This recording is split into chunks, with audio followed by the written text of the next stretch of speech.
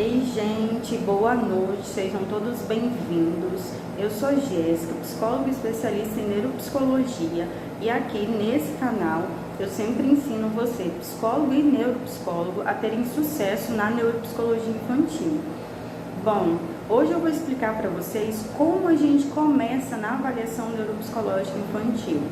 Mas antes eu preciso falar o que é a avaliação neuropsicológica infantil. A avaliação neuropsicológica, onde a gente vai avaliar todas as funções cognitivas da criança em relação ao desenvolvimento.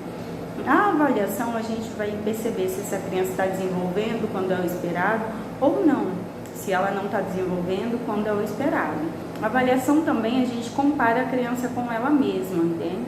Muitas pessoas acham que a avaliação neuropsicológica significa teste de QI, coeficiência intelectual, não só pais, como psicólogos também, ou apenas para a gente fazer um diagnóstico, mas não.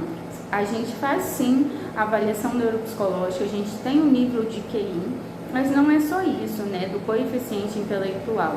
A gente vai fazer outros testes, não é com um teste que a gente faz a avaliação completa, porque a avaliação neuropsicológica, ela vai olhar todas as áreas da criança, desde o nível de QI, atenção, memória, funções executivas e também o nível de personalidade. Então, eu não consigo dizer se a criança ela tem algum transtorno ou não só pelo nível de QI. Claro que é o nível de QI que é um dos principais testes, dos mais importantes na avaliação neuropsicológica, mas não é só ele. E assim, tem muita gente ainda que acha que a avaliação é para taxar essas crianças, mas não. A gente não está avaliando para taxar essas crianças, sim para ela ter um diagnóstico, se tiver, entender como ela funciona, as funções dela, o nível de personalidade, se tem alguma questão comportamental atrapalhando ela.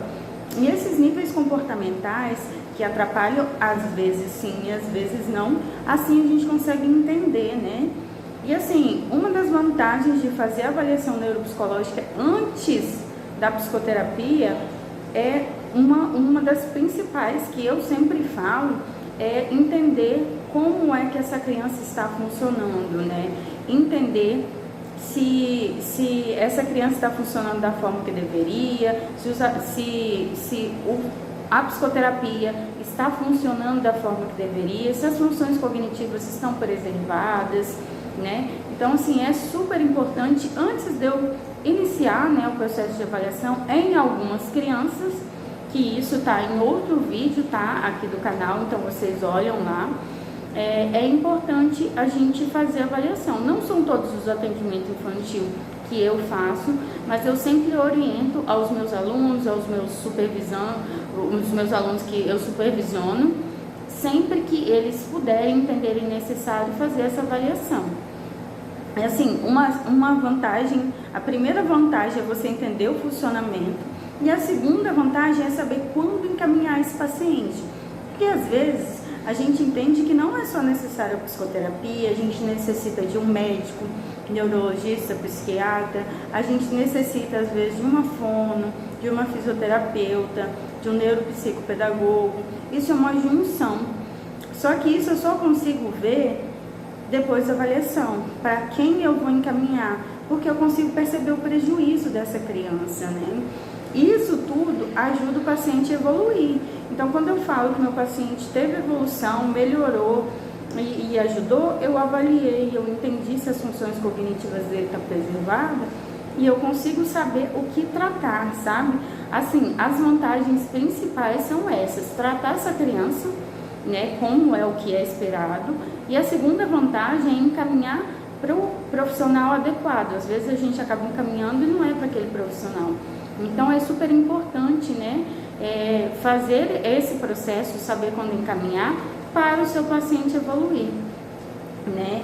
E muita gente me pergunta, tá, eu já sei que eu preciso fazer, eu já sei quando, né, mas e como é que eu vou fazer essa avaliação? Bom, a avaliação a gente vai começar a partir da anamnese inicial. Então, a partir da anamnese eu vou saber se é necessário realmente eu fazer essa avaliação ou não. É uma questão emocional, um trauma, alguma coisa que essa criança passou que a gente precisa sim que avalie. ou que precisa assim que trata, entendeu? Então assim, a partir da anamnese inicial eu vou entender se esse seu paciente tem atraso ou se ele não tem, tá? Se ele está dentro do que é esperado no processo, por exemplo, de linguagem, coordenação motora, socialização, um processo escolar, não só o processo de desempenho escolar, tá? O processo escolar é um contexto todo, não é só um processo se essa criança está tirando notas boas ou não. O processo escolar é para entender se ela está funcionando como é o esperado, tá? E aqui a gente nem fala de diagnóstico, a gente está falando de uma dificuldade, tá bom? Na anamnese a gente consegue perceber algumas dificuldades. E aí, a partir da anamnese, você percebeu essa dificuldade, você vai solicitar a avaliação. Mas você pode falar, Jéssica, eu não faço avaliação. É super importante que você, psicólogo infantil, tenha esse processo, tenha esse olhar para avaliar. E se você não fizer a avaliação, você pode encaminhar para outro profissional. Como consequência, esse profissional vai retornar para você, esse seu paciente, e você vai ter evolução. Só que você precisa entender como funciona a avaliação para você também tratar exatamente aquilo. Então, por isso que eu falo que é super importante você, psicólogo infantil, ter esse olhar de avaliação, ter esse olhar diferente para a sua criança. E isso eu já falei aqui até na outra live que eu fiz, né, que muitas vezes, né, os pais chegam para mim solicitando uma avaliação neuropsicológica. Os pais chegam para mim solicitando acompanhamento psicológico, às vezes porque o médico encaminhou, ou às vezes porque ele entendeu necessidade, porque a escola encaminhou, só que eles não conseguem entender qual é o processo de avaliação. Eles acham que chegar no psicólogo, a gente vai olhar, vai fazer alguma coisa e a gente vai ter um diagnóstico, se tiver, a gente vai conseguir resolver. Só que a nossa obrigação falar o que é uma avaliação, como funciona, qual é o processo de avaliação, né? Você que é psicólogo e neuropsicólogo, você tem a obrigação de explicar para os pais, para os professores, o que é uma avaliação, tá? A partir disso, não existe problema dos pais não saberem, até porque quem estudou para isso somos nós, né? A importância é que nós explicamos disso, sabe? E assim, eu vivo falando sobre isso e eu acho super importante falar sobre avaliação para psicólogo, para pais, porque muita gente às vezes não sabe, até para outros profissionais de outras áreas, que a gente ajuda eles, entendendo a dificuldade que essa criança tem na fala, a dificuldade que essa criança tem na atenção. A gente ajuda os outros profissionais, como professores, por exemplo. E assim, eu falo sempre isso, né? Os testes psicológicos, ele é uso exclusivo do psicólogo, né? Os testes validados, existem alguns testes que não são validados, tá? Não são de uso restritos, que a gente pode utilizar.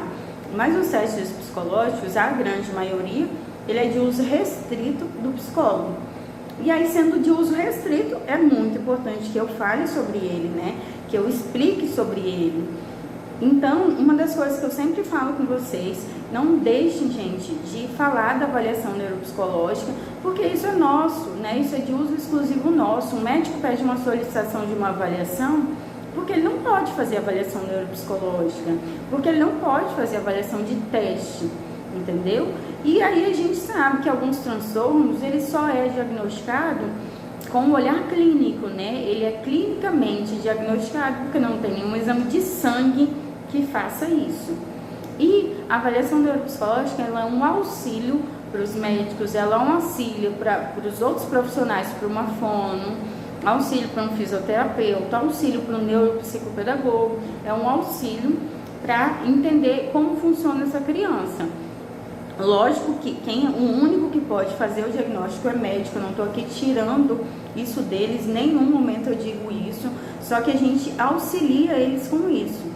E quando a gente pensa no acompanhamento psicológico, na clínica, no dia a dia, é super importante a gente pedir a avaliação para a gente entender como essa criança funciona, para a gente trabalhar exatamente aquele problema, não apenas um lugar isolado. Eu sempre falo isso, a criança tem um medo, por exemplo, eu vou tratar esse medo, eu vou entender de onde vem esse medo.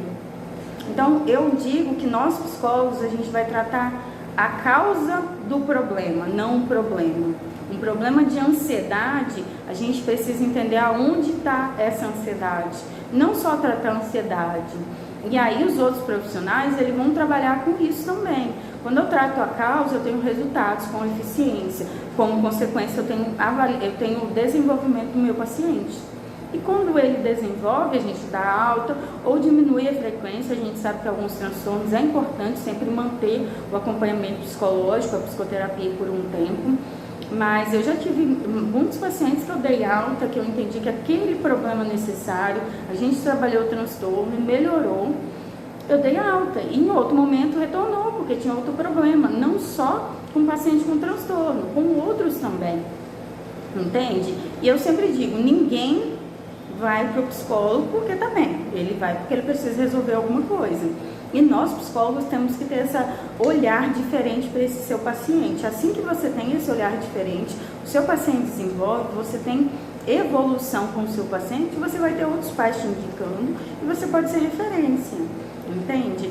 Então, assim, uma das coisas que eu bato na tecla, o primeiro, como eu começo a avaliação? A primeira coisa que você começa na avaliação é na anamnese.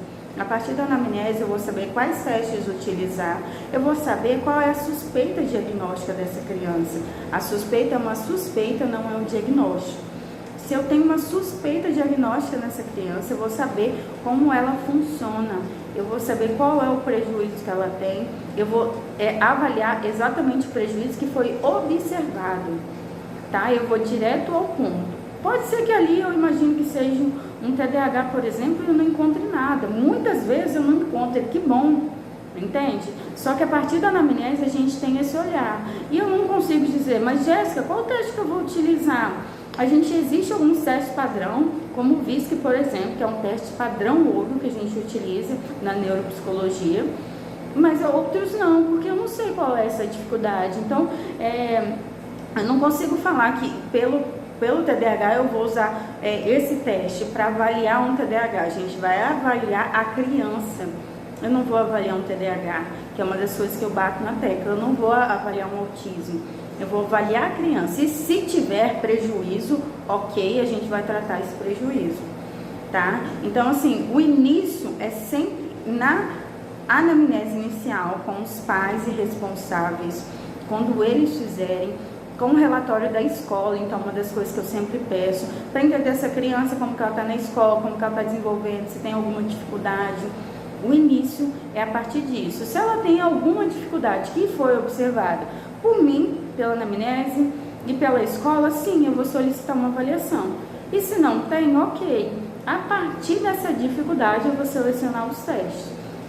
Então, cada suspeita diagnóstica tem um teste, então eu não consigo te dizer qual teste é e qual teste não é para cada coisa, né? A gente sabe que aqui é aberto, então eu não posso ficar falando de teste, eu posso falar quais são, mas não posso falar dos testes numa live aberta, né? Por quê? Porque é de uso exclusivo do psicólogo, teste psicológico, eu não posso falar de uma live aberta, tá? Eu espero ter ajudado vocês. E qualquer dúvida eu tô aqui, eu espero que vocês gostem do vídeo e até a próxima.